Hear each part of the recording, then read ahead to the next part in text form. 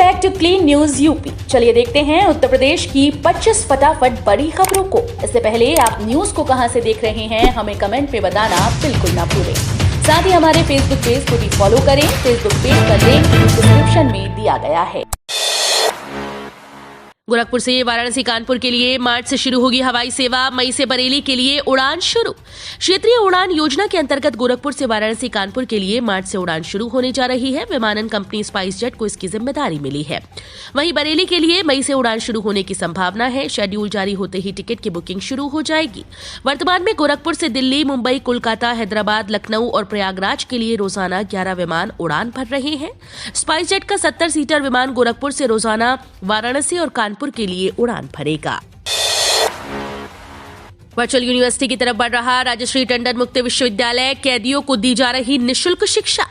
राजश्री टंडन मुक्त विश्वविद्यालय की कुलपति सीमा सिंह ने विश्वविद्यालय द्वारा किए जा रहे विकास कार्यों की जानकारी मीडिया को दी।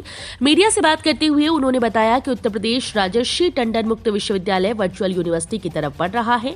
विश्वविद्यालय ने घर घर तक दूरस्थ शिक्षा की पहुंच बढ़ाने के लिए ऑनलाइन वीडियो लेक्चर की श्रृंखला तैयार की है। विश्वविद्यालय ने अभी तक 179 वीडियो लेक्चर तैयार करा लिए हैं।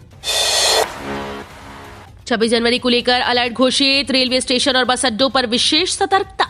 26 जनवरी गणतंत्र दिवस को लेकर एनसीआर खासकर मेरठ जोन में अलर्ट घोषित किया गया। इसको लेकर जोन के दोनों मंडलों मेरठ और सहारनपुर में विशेष सतर्कता बरतने के निर्देश दिए गए।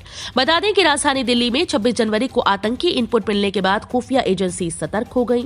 वहीं राजधानी से लगने वाले उत्तर प्रदेश के जिलों गाजियाबाद, नोएडा आदि की सीमा में सतर्कता बढ़ा दी गई है। सुकन्या योजना का लाभ अब मिलेगा तीसरी बेटी को भी। सुकन्या योजना के पहले वाले नियम के अनुसार परिवार के सिर्फ 2 बेटी को ही इसका लाभ मिल पाता था और 2 बेटी होने पर ही सेक्शन 80C के आधार पर इनकम टैक्स भरने में छूट दी जाती थी। लेकिन हाल ही में हुए एक न्यू अपडेट ऑफ सुकन्या योजना के कारण अब यदि परिवार में पहले से ही एक बेटी है और उसके बाद 2 जुड़वा बेटी एक साथ हो जाती हैं तो तीसरी बेटी को भी सुकन्या योजना का लाभ मिलेगा। तीसरी बेटी का भी खाता खोला जाएगा। अयोध्या में राम मंदिर नींव के तीसरे चरण का काम शुरू। राम मंदिर की नींव के निर्माण का तीसरा चरण शुरू हो गया। वैदिक मंत्रोच्चार के साथ रामलला परिसर में सोमवार को प्लिंथ निर्माण की आधारशिला रखी गई। इसके तहत सुपर स्ट्रक्चर के प्लिंथ का निर्माण होगा। प्लिंथ निर्माण की जिम्मेदारी कार्यदायी संस्था L&T को दी गई। प्लिंथ में बेंगलुरु के ग्रेनाइट पत्थर के साथ मिर्जापुर के पत्थरों के अलग अलग ब्लॉक्स की निर्धारित डिजाइन तैयार की जाएगी। राम जन्मभूमि तीर्थ क्षेत्र ट्रस्ट के सदस्य जन्मभूमि परिसर में पूजन किया गया। वाहन स्वामियों एवं स्कूल प्रबंधकों को नोटिस ऐसा न किया तो जब्त होगी आरसी, निरस्त होगी मान्यता।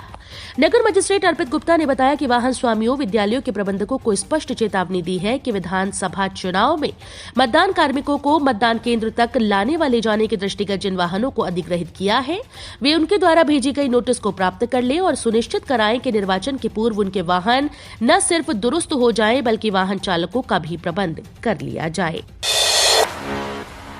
सर्दी से राहत नहीं, ठंड कोहरे का डबल अटैक। बारिश से आलू दलहनी फसलों को भी नुकसान। प्रदेश में रिकॉर्ड तोड़ ठंड पड़ रही है। पहाड़ों पर बर्फबारी ने पूरे यूपी को शीत की चादर से ढक दिया। कुछ इलाकों में आलम यह है कि लोग सारा दिन अलाव के सामने बैठकर दिन गुजार रहे हैं। उधर मौसम विभाग ने आज 25 जनवरी तक तेज हवा और गरज चमक के साथ बूंदाबांदी की संभावना जताई। पश्चिमी उत्तर प्रदेश में घने कोहरे के साथ कोल्ड डे कंडीशन यानी अधिक ठंडे दिन की चेतावनी जारी कर दी गई। यूपी में अब तक 25 करोड़ लोगों का हुआ वैक्सीनेशन। 66% से ज्यादा लोगों को लगी दोनों डोज। यूपी में वैक्सीनेशन को लेकर योगी सरकार की रणनीति एक बार फिर से कारगर साबित हुई, जिसके चलते यूपी को पूरे देश भर में एक बार फिर से सराहना हुई। हालांकि इससे पहले भी कई बार ज्यादा वैक्सीनेशन को लेकर यूपी की सराहना हो चुकी है। योगी सरकार की रणनीति के तहत यूपी में अब तक 25 करोड़ लोगों का वैक्सीनेशन किया जा चुका है, जो पूरे देश भर के राज्यों में सबसे ज्यादा है।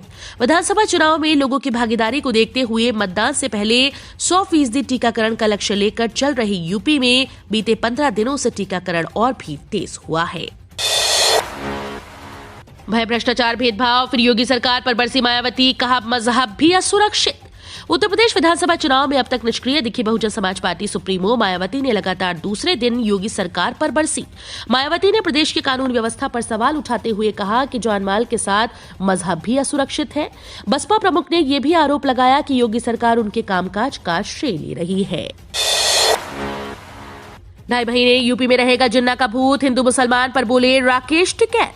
भारतीय किसान यूनियन के नेता राकेश टिकैत ने आगामी विधानसभा चुनाव से पहले हिंदू, मुस्लिम और जिन्ना का जिक्र किया। उन्होंने योगी सरकार पर हमला बोलते हुए कहा कि अगले 2.5 महीने तक हिंदू, मुस्लिम और जिन्ना का भूत उत्तर प्रदेश में रहेगा। जनता को इनके प्रवचनों में नहीं आना। अलीगढ़ के इगलास क्षेत्र में एक विवाह समारोह में शामिल होने आए राकेश टिकैत ने भाजपा सरकार पर जमकर प्रहार किया, जिन्ना के जिन्न को याद किया। उन्होंने कहा कि हिंदू, मुस्लिम और जिन्ना का जो भूत है वो अभी 2.5 महीने उत्तर प्रदेश में रहेगा। अखिलेश का बस चलता तो वो याकूब मेनन और कसाब को भी सपा का स्टार प्रचारक घोषित कर देते। भाजपा प्रवक्ता संबित पात्रा ने सोमवार को सपा अध्यक्ष अखिलेश यादव पर पाकिस्तान को भारत का असली दुश्मन नहीं मानने का आरोप लगाते हुए इसे उनके जिन्ना संबंधी बयान से जोड़ा। पात्रा ने लखनऊ में प्रेस वार्ता में दावा किया कि सपा के नेता अखिलेश यादव ने एक अखबार को दिए गए इंटरव्यू में कहा कि वो पाकिस्तान को भारत का असली दुश्मन नहीं मानते। उन्होंने कहा कि भाजपा वोट की राजनीति के लिए पाकिस्तान को हमारा दुश्मन बताती है।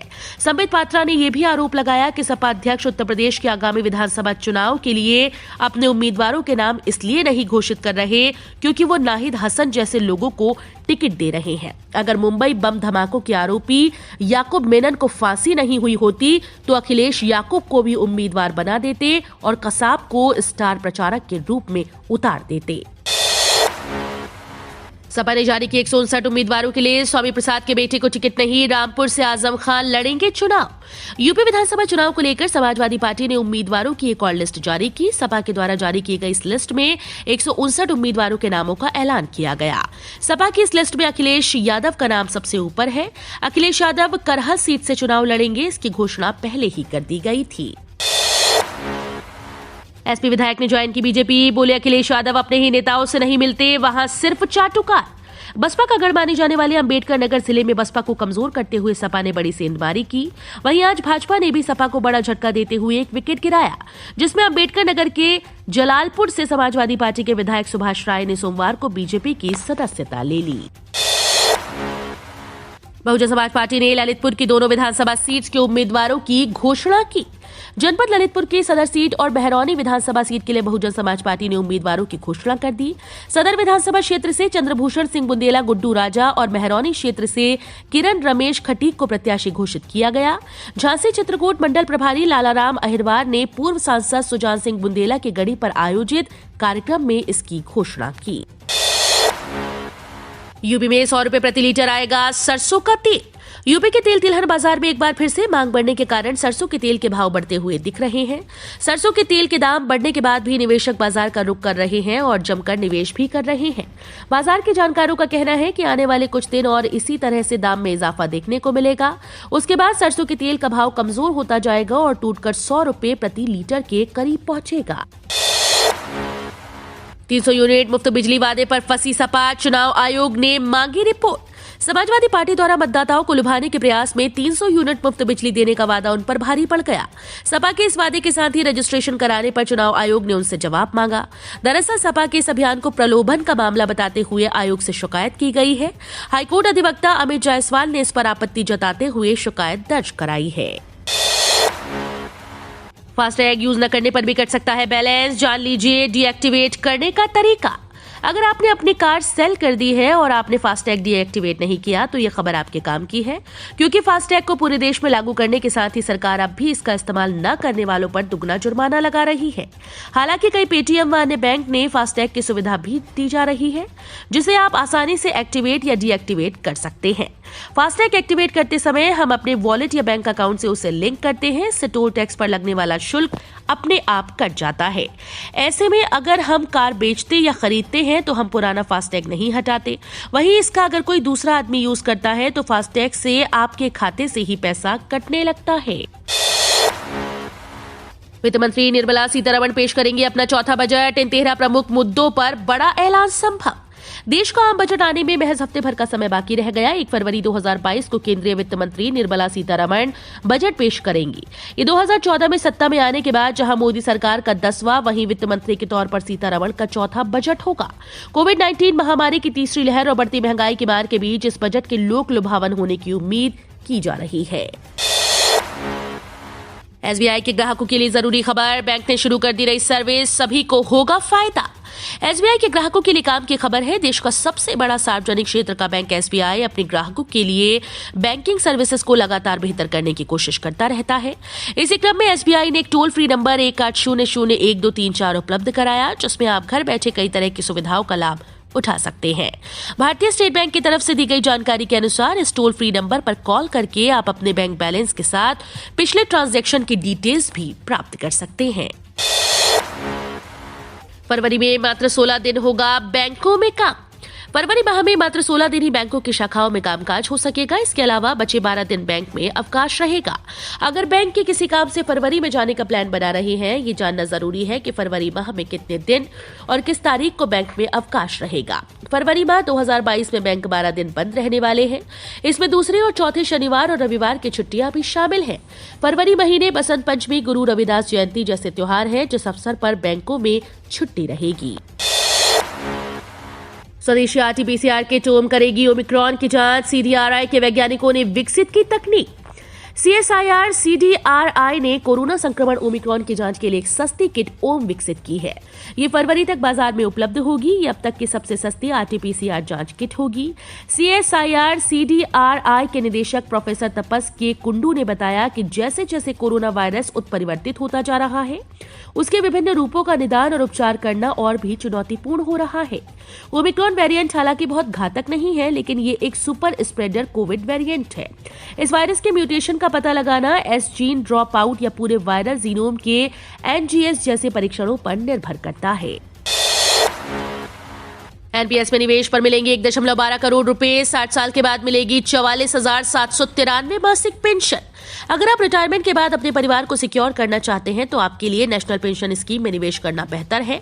एनपीएस में निवेश करने पर 10% वार्षिक ब्याज मिलता है। ऐसे में अगर आपकी उम्र 30 वर्ष की है और आप प्रति महीने 5,000 रुपए एनपीएस में निवेश करते हैं तो 60 साल की उम्र में आपको 1.12 करोड़ रुपए की कुल रकम मिलेगी। एसबीआई के मंथली डिपॉजिट में करें 10,000 रुपए इन्वेस्ट, मैच्योरिटी पर होगा इतने लाख का फायदा। बैंकों का रेकरिंग डिपॉजिट में आप हर महीने एसआईपी की तरह निवेश कर सकते हैं। देश का सबसे बड़ा सरकारी बैंक एसबीआई भी अपने ग्राहकों को रेकरिंग डिपॉजिट अकाउंट खुलवाने की सुविधा देता है।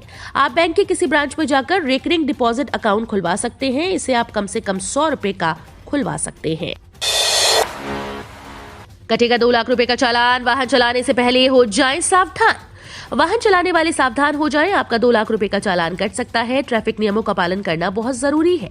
अगर आप ऐसा नहीं करते तो आप अपने साथ अपने दूसरों का भी नुकसान कर रहे हैं। नया मोटर व्हीकल एक्ट के अनुसार आपका 2 लाख रुपए से ऊपर का भी चालान कट सकता है।